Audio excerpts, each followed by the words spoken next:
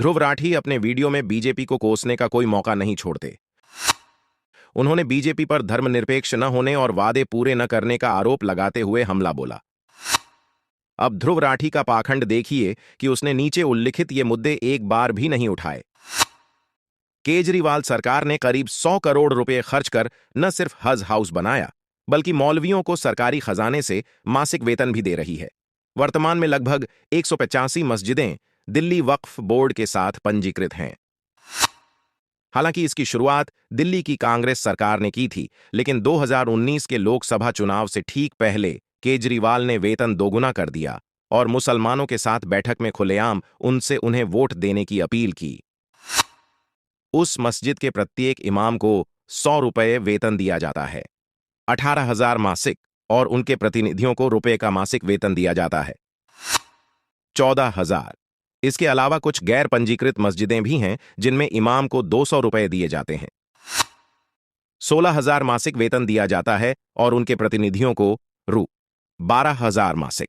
Board को मासिक वेतन के अलावा कार्यालय व्यय अलग से प्रदान किया जाता है। केजरीवाल की राजनीति का सबसे महत्वपूर्ण पहलू है विज्ञापन देना और अपनी विफलता के लिए दूसरों को जिम्मेदार ठहराना। बस 2014 में उनके अपने आधिकारिक चुनाव घोषणा पत्र को देखें। उन्होंने क्या वादा किया था और जो उन्होंने पूरा किया उससे तुलना करें। यह पार्टी फर्जी वादों में नंबर 1 होगी। उन्होंने ऐसे वादा किया मानो उनकी सरकार में दिल्ली की जनता लाला लैंड में होगी। केजरीवाल ने ऑन रिकॉर्ड यमुना नदी को साफ करने का वादा किया था, लेकिन साल दर साल इस वादे को वैसे ही दोहराते रहे।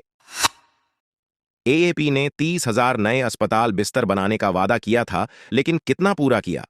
केवल 324।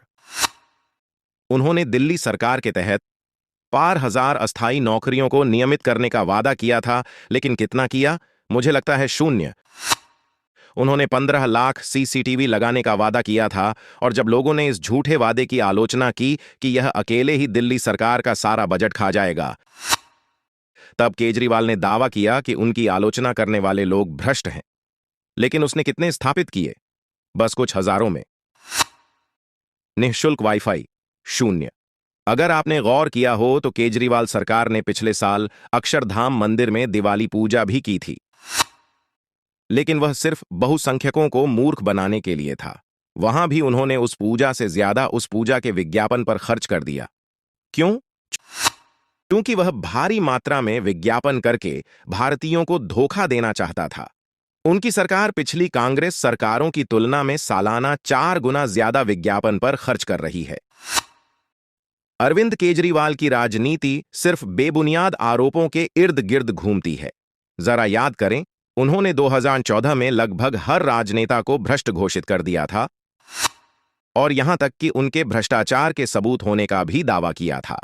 वह खुलेआम सार्वजनिक सभाओं में कागजों का बड़ा ढेर दिखाकर कई राजनेताओं के खिलाफ दस्तावेजी सबूत होने का दावा करते थे। लेकिन उन सबूतों का क्या हुआ?